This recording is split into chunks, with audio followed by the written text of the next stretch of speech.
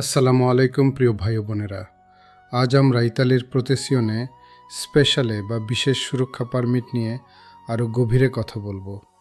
বিশেষ করে এই পারমিট দিয়ে বাংলাদেশ থেকে স্ত্রী সন্তান বা মা বাবাকে আনা সম্ভব কিনা এবং 2023 সালের আবেদনকারীদের জন্য বর্তমানে কী ধরনের আইনি সুযোগ বা বাধা আছে তা বিস্তারিত জানাবো। প্রথমে মনে করিয়ে দিই, প্রোতেসিওনে স্পেশালে হলো একটি 2 বছরের পারমিট। যখন আপনার অ্যাসাইলাম আবেদন সরাসরি গ্রহণ করা হয় না, কিন্তু মানবিক কারণে বা ইতালিতে আপনার পারিবারিক ও সামাজিক বন্ধনের গুরুত্ব বিবেচনা করে আপনাকে থাকার অনুমতি দেওয়া হয়। তবে 2023 সালের কুত্র ডিক্রির পর এই নিয়মগুলো অনেক বেশি কঠোর করা হয়েছে।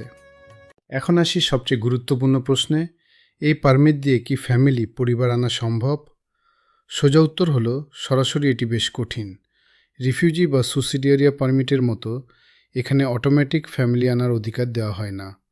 তবে আসার কথা হলো, 2025 সালে তুরিনো আদালত এবং কাসাসিওনের সাম্প্রতিক কিছু রুলিং অনুযায়ী মানবাধিকারের আর্টিকেল 8 বা পারিবারিক জীবনের অধিকারের ওপর ভিত্তি করে কোর্টের মাধ্যমে পরিবার আনার অনুমতি পাওয়া সম্ভব হতে পারে। তবে এটি সম্পূর্ণভাবে আপনার ব্যক্তিগত কেস এবং একজন দক্ষ ইমিগ্রেশন উকিলের ওপর নির্ভর করবে। স্ত্রী বা ছোট সন্তানদের ক্ষেত্রে সফল হওয়ার সম্ভাবনা থাকলেও মা বাবাকে আনা অনেক বেশি জটিল। এটি তখনই সম্ভব হতে পারে যদি আপনার মা বাবার বয়স 65 বছরের বেশি হয় এবং বাংলাদেশে তাদের দেখাশোনা করার মতো আর কেউ না থাকে।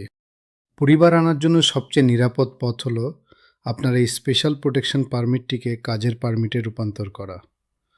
যদি আপনার মূল আবেদনটি 5 মে 2023 আগে করা হয়ে থাকে, তবে বর্তমান সার্কুলার অনুযায়ী আপনি এটি কনভার্ট করার সুযোগ পাবেন। আর একবার কাজের পারমিট হাতে পেলে ফ্যামিলি আনা অনেক সহজ হয়ে যাবে। কিন্তু 2023 পরের আবেদনকারীদের জন্য এই কনভার্সন প্রক্রিয়াটি বর্তমানে অত্যন্ত চ্যালেঞ্জিং। 2023 সালে যারা এই পারমিট পেয়েছেন তাদের জন্য কোনো বাধা নেই, বরং আপনারা ইতিমধ্যে ইতালিতে 2 বছর লিগাল স্টে পূর্ণ করায় আপনাদের কেসটি আরও শক্তিশালী হয়েছে। পরিশেষে বলবো, স্পেশাল প্রোটেকশন পারমিট দিয়ে ফ্যামিলি আনা সহজ নয়, তবে অসম্ভবও নয়। সরাসরি চেষ্টা না করে প্রথমে কাজের পারমিটে কনভার্ট করার চেষ্টা করাই হবে সবচেয়ে বুদ্ধিমানের কাজ। এই বিষয়ে কোনো পদক্ষেপ নেওয়ার আগে অবশ্যই একজন ইমিগ্রেশন উকিলের পরামর্শ নিন। আপনাদের কোনো প্রশ্ন থাকলে কমেন্টে জানাতে পারেন। ভালো থাকুন। আল্লাহ হাফেজ।